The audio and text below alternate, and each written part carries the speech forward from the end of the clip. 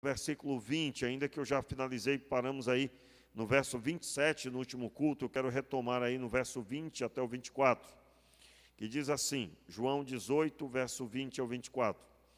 Respondeu-lhe Jesus, eu falei abertamente ao mundo, eu sempre ensinei nas sinagogas e no templo, onde todos os judeus se reúnem.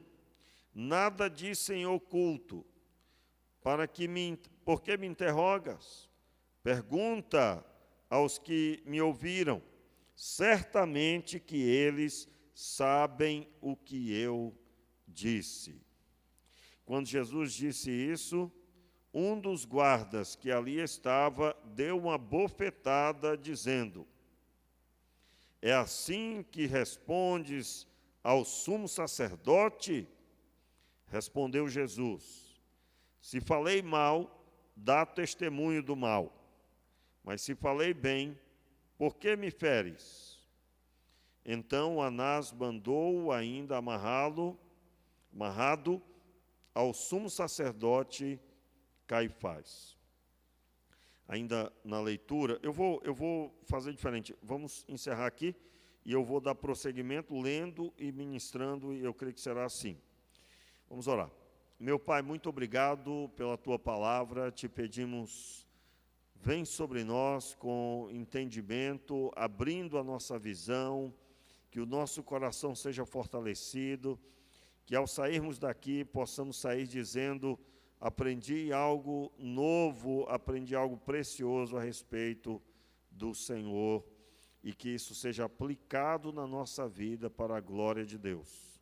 No nome de Jesus, amém e amém. Meus irmãos, Jesus estava para ser julgado, ele já estava enfrentando o sinédrio aqui.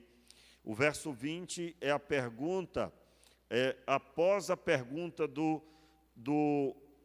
primeira parada que Jesus faz aí no versículo 15, quando narra a respeito de Pedro, eles entram na casa, aliás, a explicação para isso está no verso 12, né?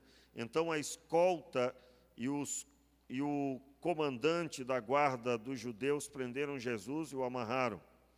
Levaram-no primeiro a Anás, por ser sogro de Caifás, o sumo sacerdote naquele ano. Interessante aí observar, né? Ele primeiro está na presença de Anás. Anás é que faz essa pergunta no verso 19.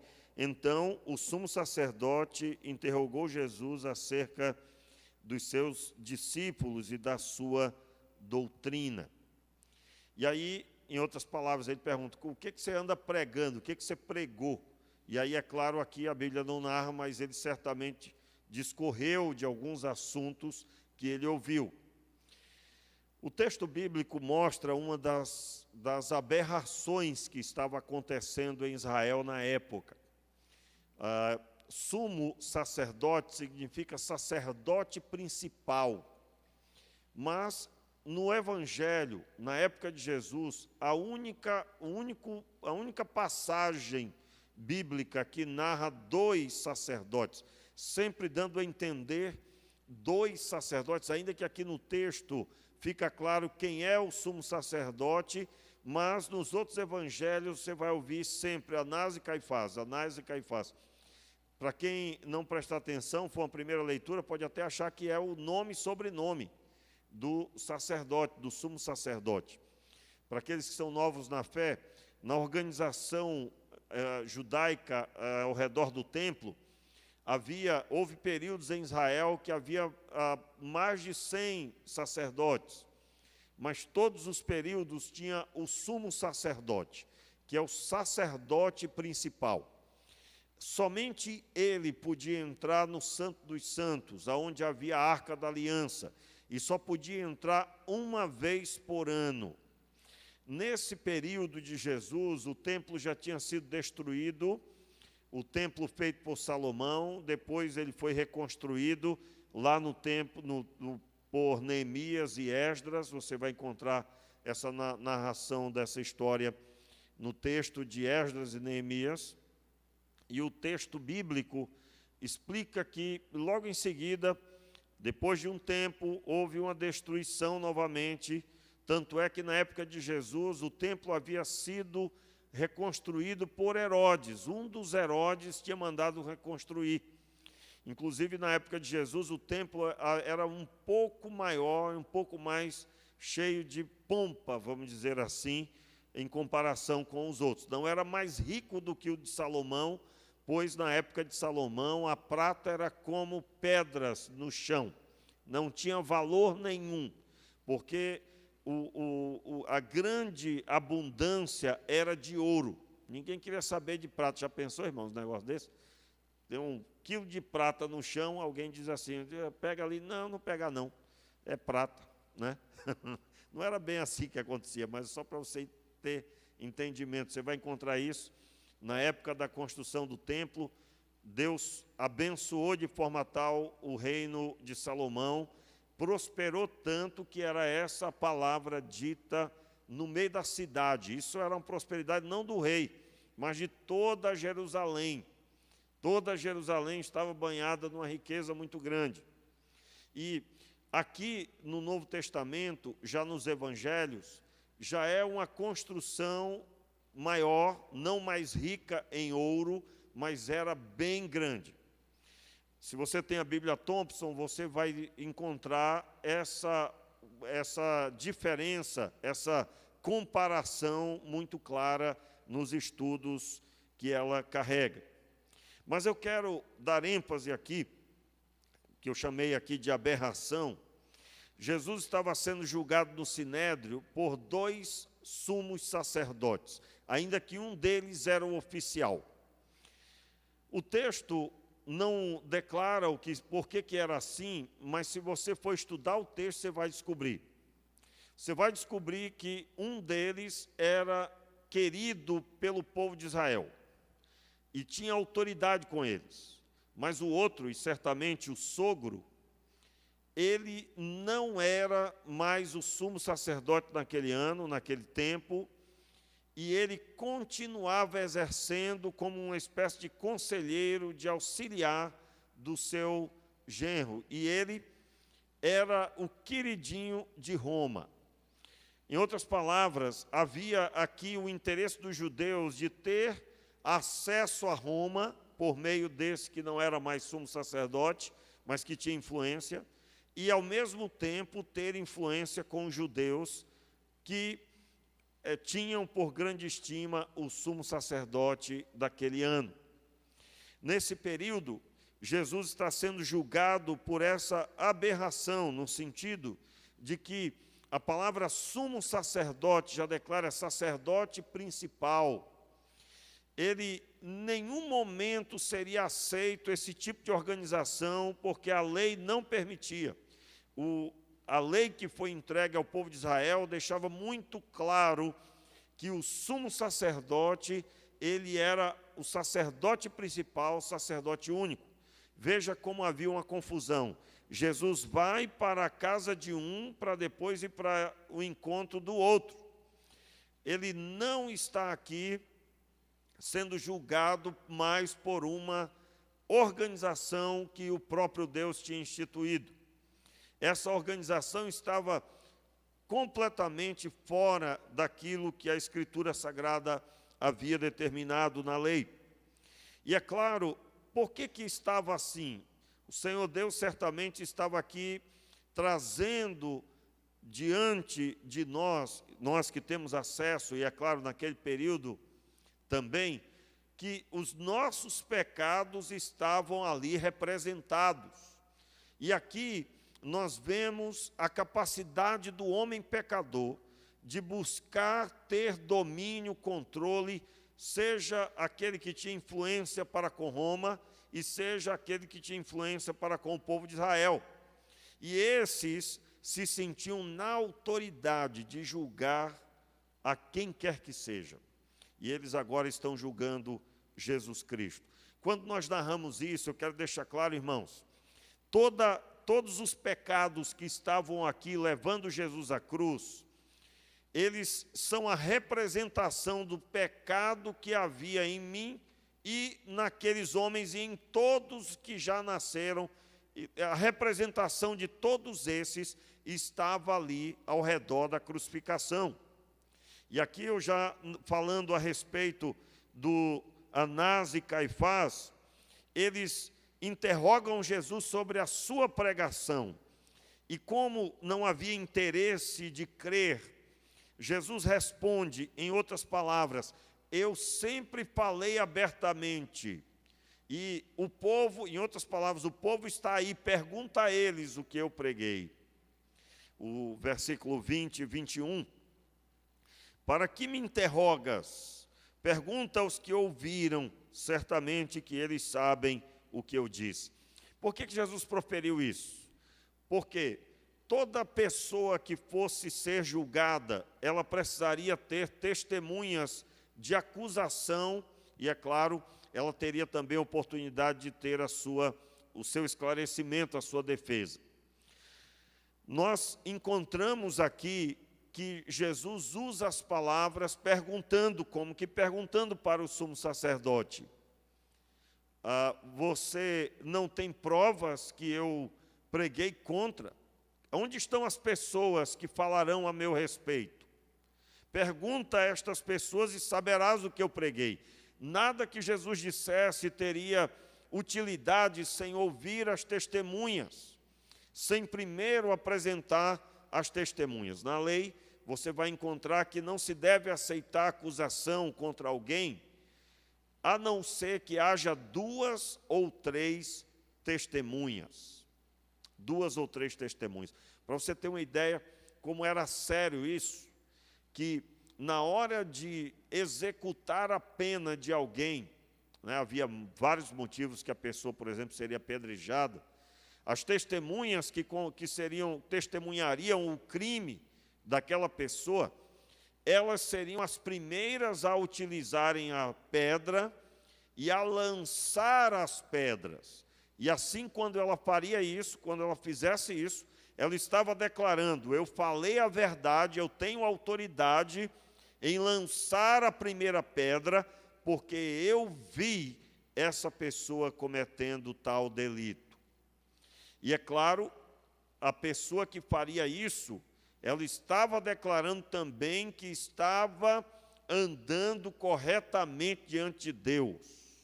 Corretamente diante de Deus. Se você vai estudar a crucificação, você vai encontrar que o Sinédrio, ele se reuniu para tentar conseguir testemunhas contra Jesus. Inclusive, você vai ver que eles chamam algumas pessoas que tinham conduta inadequada, eram pessoas não confiáveis, e essas pessoas apresentaram a sua fala de acusação, e nenhum deles passou pelo Sinédrio, de forma que eles dissessem, vamos utilizar essa fala e essa testemunha. Agora, por quê, meus irmãos? Porque não haveria nada em Jesus. E a fala das pessoas que se apresentaram não eram suficientes diante do que a lei determina. E é claro, como que aquelas pessoas poderiam ser testemunhas se não poderiam jogar a primeira pedra? E aí eu estou falando de jogar a primeira pedra numa linguagem figurada, porque Jesus não seria apedrejado, nós já sabemos. O apedrejamento era executado no período que Israel tinha governo próprio. Aqui Israel está debaixo de jugo de Roma. Eles não poderiam matar ninguém a não ser que passasse pelas autoridades romanas. E aqui, primeiro, eles reúnem no tribunal religioso, que era o Sinédrio, e eles fazem as perguntas a Jesus, esperando que Jesus proferisse alguma coisa que eles mesmos utilizassem contra ele. Em outras palavras, nós estamos aqui contemplando, meus irmãos, o caráter de Jesus pleno e que aponta para a lei, ele se posiciona olhando para a lei. Eu quero deixar claro, irmãos, que nós não vivemos debaixo da lei que foi dada a Moisés, primeiro porque nós não somos povo de Israel, o povo de Israel bíblico, né? Nós não estamos no período do Antigo Testamento, mas o ensino que o Senhor buscou ensinar a Israel é algo precioso para nós. Acabei de narrar aqui um ensino preciosíssimo. que eu aprendo com essas leis que a lei traz? Uma pessoa não pode falar de outra aquilo que ela não viu, que ela não testemunhou, e se ela fizer isso, ela tem que estar ciente que ela está diante de Deus, e antes de fazer qualquer coisa e falar qualquer coisa, ela tem que estar sã diante do Senhor. É muito importante entendermos isso. Tanto é que Jesus, ele entendia, né? Por que Jesus utilizou aqui dessas palavras? Ele estava falando com os sacerdotes, com o sacerdote, com os religiosos. O que eles entendiam? Da lei. Então Jesus utiliza da lei. Aliás, é muito importante ver a sabedoria de Jesus. Quando Jesus falou dos 2 maiores mandamentos, conversando com um fariseu, ele declarou para o fariseu o segundo maior mandamento. O primeiro é ame a Deus sobre todas as coisas, aí é claro, bem maior, né? Mais resumido. E o segundo maior mandamento é ame o próximo como a ti mesmo. Quando ele estava com os discípulos, ame o próximo como eu amei vocês. Veja que mudou aí. Na verdade, o nivelamento para amar as pessoas é como Jesus amou. Inclusive, pregamos bastante aqui sobre esse trecho que o evangelista João traz. Não é?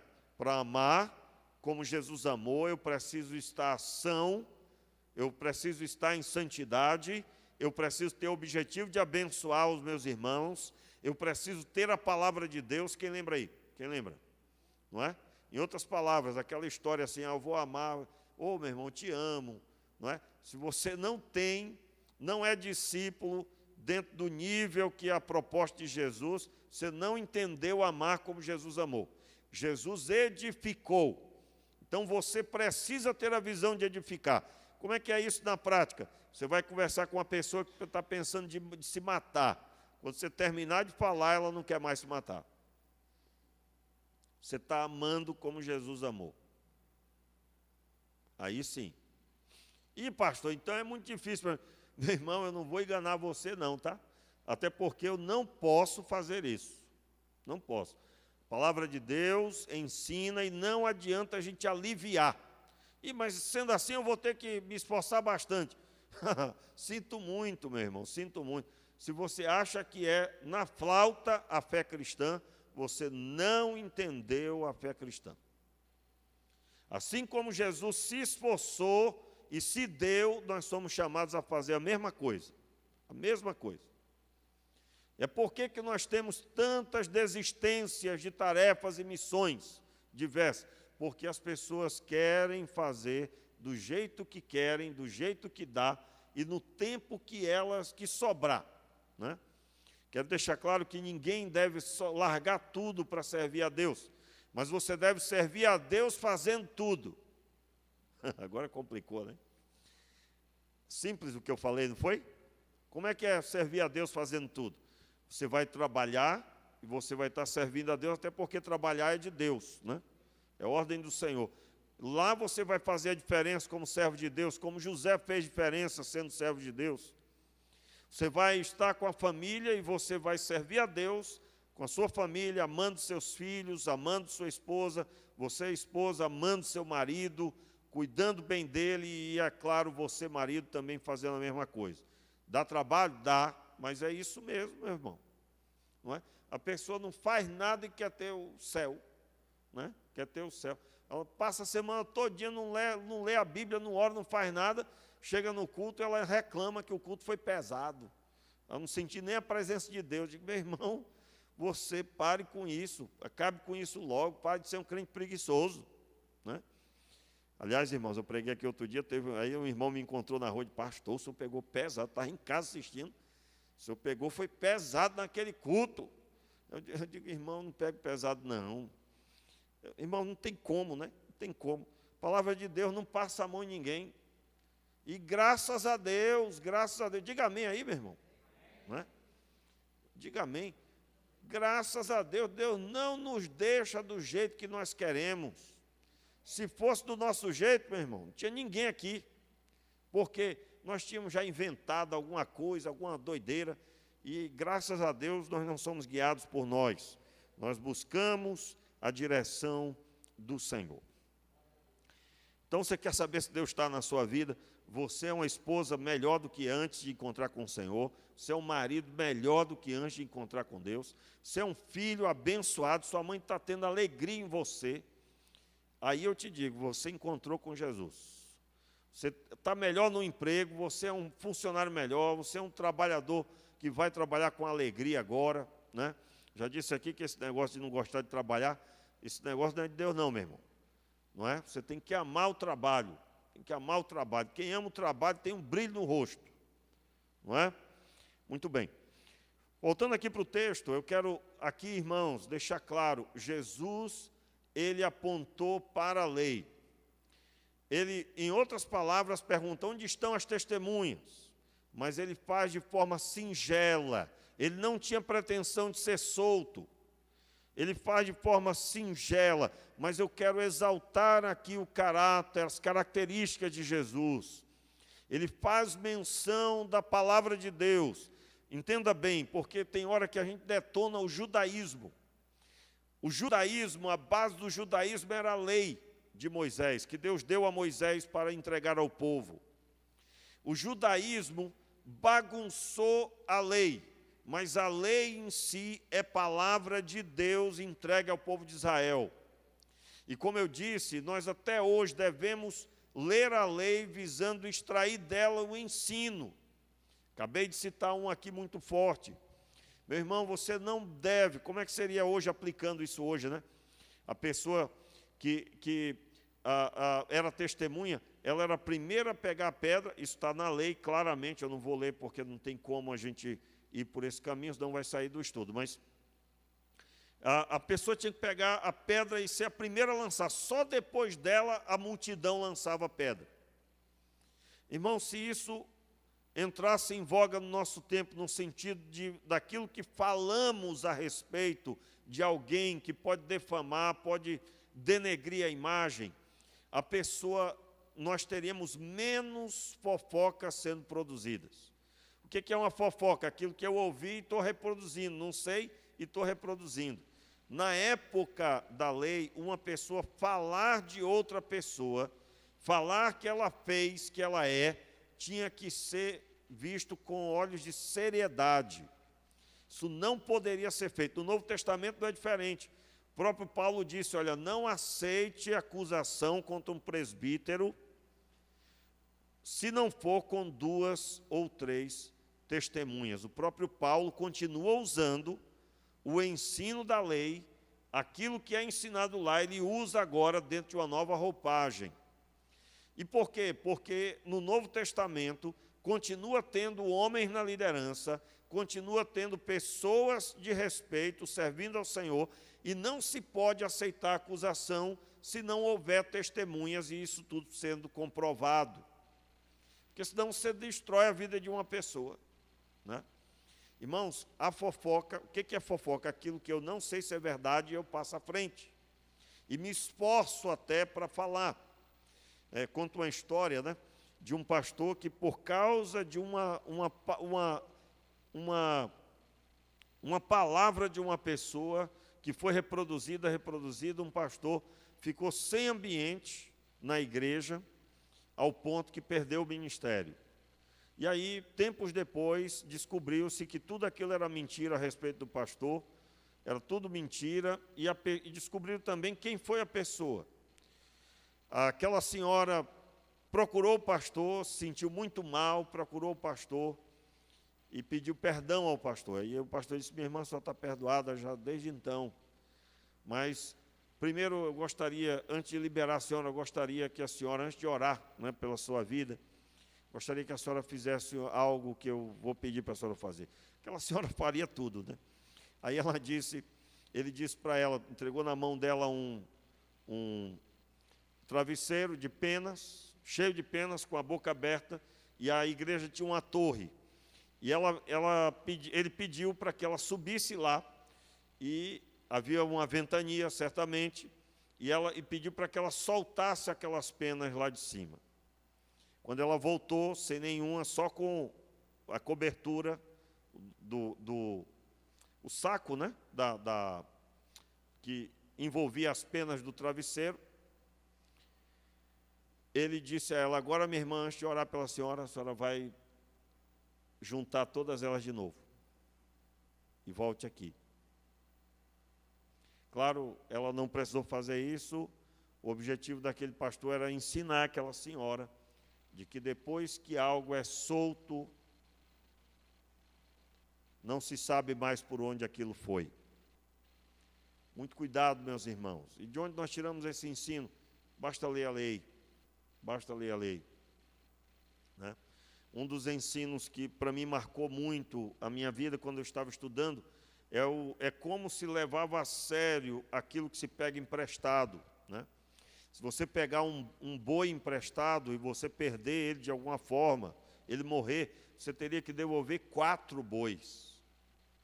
Se você pegasse uma ovelha e de alguma forma você lhe desse algum problema, perdesse, alguém roubasse, você teria que devolver 5.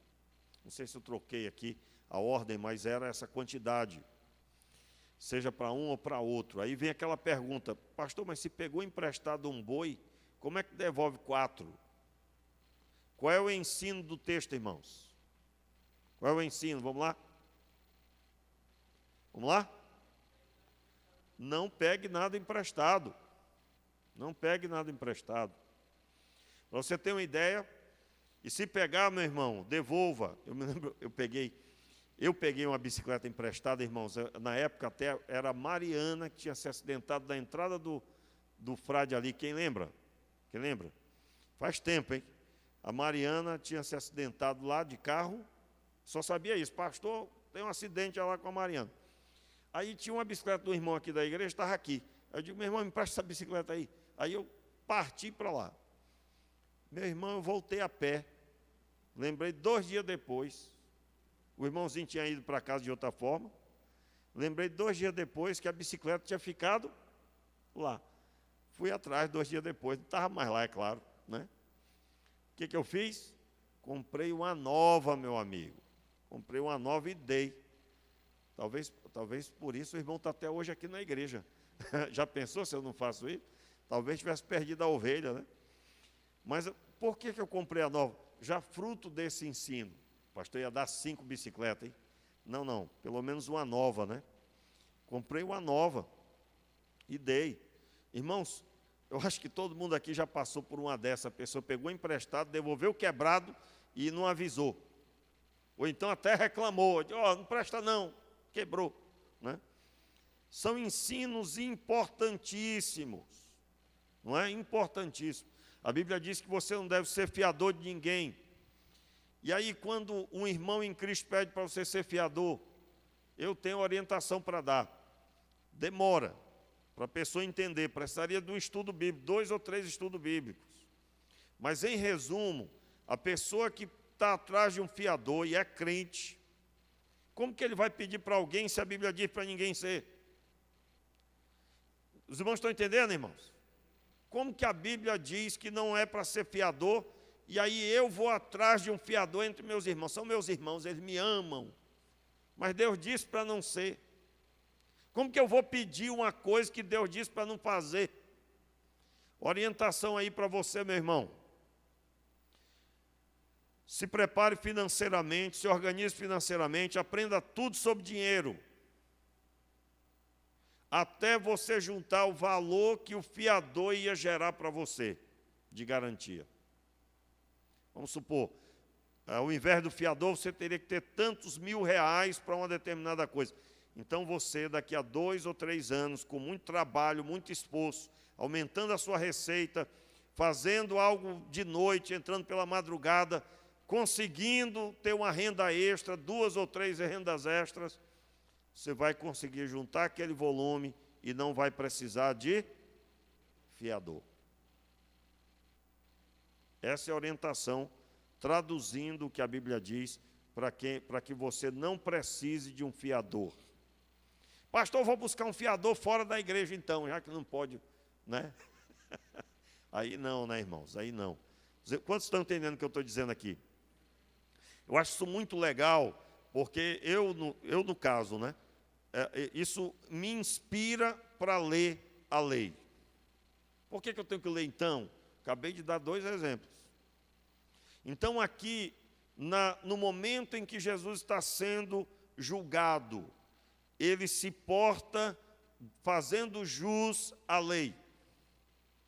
E aí Jesus recebe uma bofetada, e essa bofetada foi inadequada, porque o sumo sacerdote não mandou bater, ele poderia mandar bater, e ele, ao mandar bater, mandaria baseado no que as testemunhas proferiram, ou que foi feito diante dele. E o soldado, talvez para agradar o sumo sacerdote, ele corre e dá uma bofetada em Jesus. Irmãos, eu tenho para mim, eu confesso a você, quando você lê a primeira vez esse texto, você diz assim, esse braço deve ter secado depois, né? Quem se atreveria em fazer isso com o Criador? Meu Deus. Tem um filme, O Manto Sagrado, eu nem sei se ainda tem aí disponível para assistir, ou talvez tenha. E que a pessoa que era o centurião, né? Ele estava no pé da cruz e ele se encostou, pôs a mão na madeira da cruz aonde Jesus estava, no filme. E o sangue escorreu bastante sangue, escorreu e pegou a mão dele. Ele era o pior que tinha ali, pelo menos o que o filme apresentava. E ele nunca mais sentiu o líquido sair da mão dele. Ele vivia lavando a mão e passando alguma coisa, como que tirando o líquido, o sangue da mão dele. No final do filme ele tem um encontro, uma experiência com Jesus. Mas eu fico pensando naquela ficção, e eu posso dizer para você, a gente não consegue ficar sem pensar uma coisa parecida com essa. De que algo extraordinário aconteceu. Agora, biblicamente falando, com os recursos que a Bíblia nos dá, Jesus aqui estava entregue na mão dos homens para ser tratado como eu e você seria. E aí vem o brilho da majestade de Jesus. Veja, eu quero relembrar a você o que está escrito em João capítulo 1, versículo 14. E o Verbo se fez carne e habitou entre nós, e nós vimos a sua glória como a glória do unigênito do Pai, como a glória do Filho único, cheio de graça e de verdade. Cheio de graça e de verdade. A glória aí significa o quê? Você lembra quando traduzimos? Significa o brilho da majestade do governo. E aqui nós estamos contemplando tudo isso. Ele recebe a bofetada e ele se defende utilizando da lei. Se falei mal, dá testemunho do mal, ou seja, ele invoca a presença das testemunhas. Se não, por que me feres? Por que me feres? Ele invoca o ensino da lei. O texto prossegue, versículo 28, então os judeus, verso 28, acompanhe. Então os judeus levaram Jesus à casa de Caifás, para o pretório, da casa de Caifás para o pretório. Era bem cedo, e para não se contaminarem, mas poderem comer a Páscoa, não entraram na residência oficial do governador romano. Então Pilatos saiu, veja, Pilatos saiu. Eles não entraram na casa de Pilatos, Pilatos saiu para falar com eles e lhe perguntou: que acusação trazeis contra este homem? Responderam-lhe: se este não fosse malfeitor, não o entregaríamos a ti. Observe aí a palavra que foi dita: se esse não fosse malfeitor. Meus irmãos, quem era este homem? Era o Criador de todas as coisas, o Senhor, estava ali na mão dos homens. E ele é chamado de malfeitor pelo sumo sacerdote. Verso 31, repita comigo: Disse-lhe Pilatos: levai-o vós e julgai-o segundo a vossa lei. Responderam os judeus: não nos é permitido executar ninguém. Observe aí, meus irmãos, não nos é permitido executar ninguém. Eles aqui declaram o quê? Nós queremos matá-lo, nós não podemos, sem passar pelas autoridades romanas. Não podemos.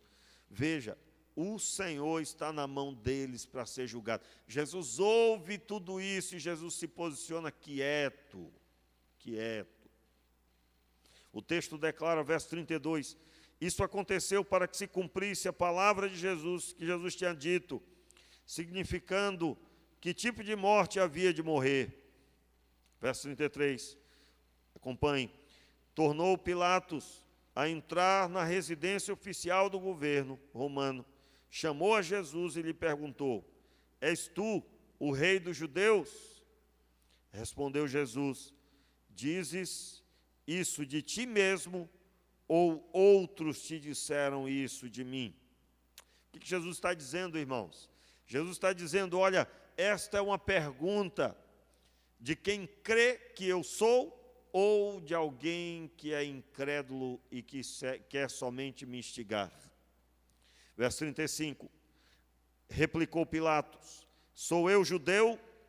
A tua nação e os principais sacerdotes te entregaram a mim. Que fizeste? Respondeu Jesus: o meu reino, vamos repetir? O meu reino não é deste mundo. Se fosse, os meus súditos combateriam para que eu não fosse entregue aos judeus. Mas agora o meu reino não é daqui. Perguntou Pilatos: então tu és rei? Respondeu Jesus: tu dizes que eu sou rei. Eu para isso nasci e para isso vim ao mundo, a fim de dar testemunho da verdade. Todo aquele que é da verdade, ouve a minha voz. Meus irmãos, eu quero aqui chamar a sua atenção, que o Senhor Jesus, diante de Pilatos, proferiu um dos seus sermões rápidos, palavras objetivas, mas de grande profundidade bíblica, grande profundidade para entendermos as coisas de Deus. Veja as palavras: tu dizes que eu sou, eu para isso nasci e para isso vim ao mundo. Ele aqui confirma as palavras para Pilatos, a fim de dar testemunho da verdade. Todo aquele que é da verdade ouve a minha voz.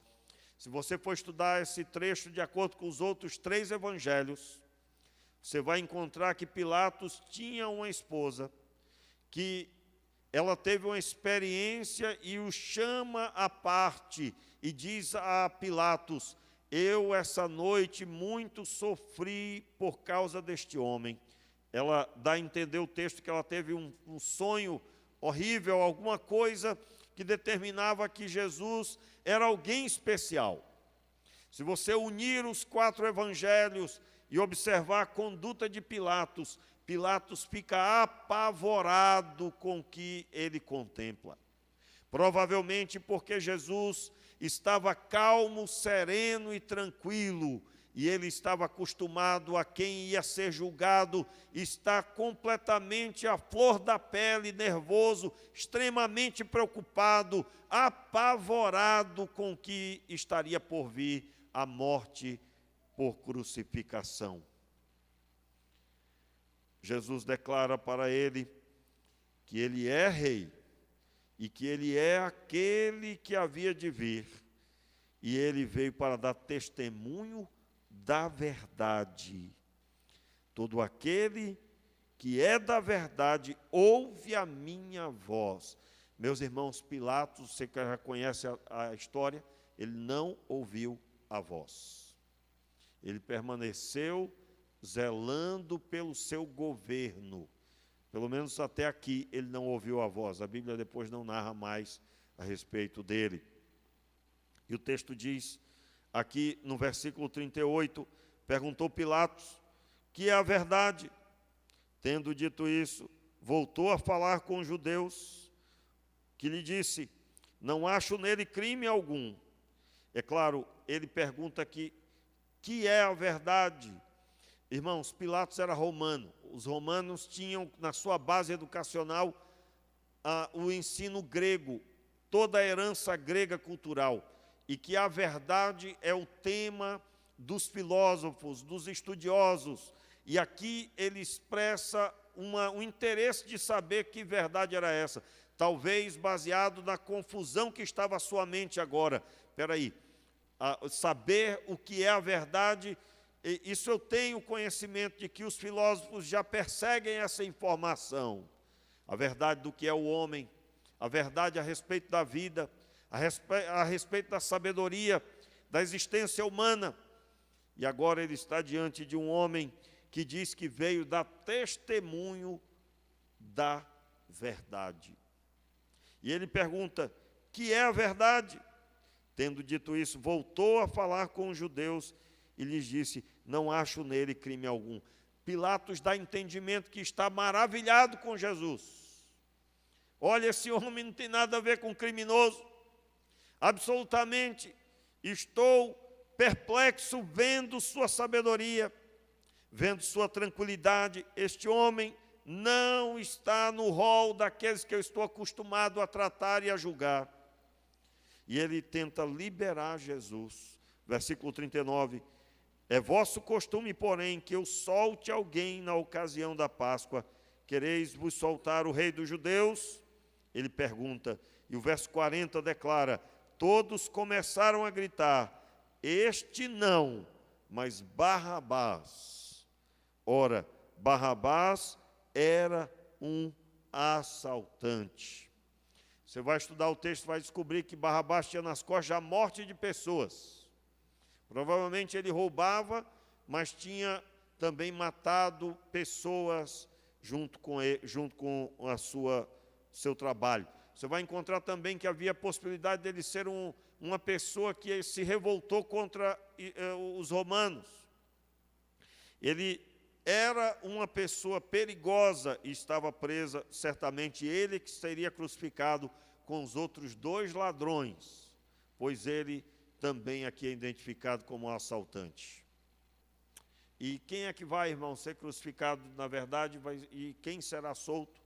Nós já conhecemos o texto, quem foi solto foi Barrabás. E quem foi aprisionado e morto foi Jesus. Eu quero, nessa noite, chamar a sua atenção para que você se prostre diante dessa majestade maravilhosa, daquele que enfrentou ser julgado pelos homens, homens que não tinham condição de julgar, principalmente o sumo sacerdote. Ele estava ilicitamente, pois ele estava todo em pecado, porque havia deturpado a fé, deturpado a lei. Meus irmãos, diante deste Deus que está disposto a enfrentar a morte que era para mim e para você, nós devemos ser cheios de temor, cheios dessa grandiosidade, dessa majestade manifesta no meio dos homens. Eu digo a vocês hoje, as pessoas ilustres, elas estão preocupadas em serem bem recebidas, em serem aplaudidas, em terem um sucesso diante da sociedade. Jesus, ele escolheu ter a derrota aparente. Ele escolheu ter a pior derrota da época, a morte de cruz, por mim e por você. Mas essa morte não vinha rápido.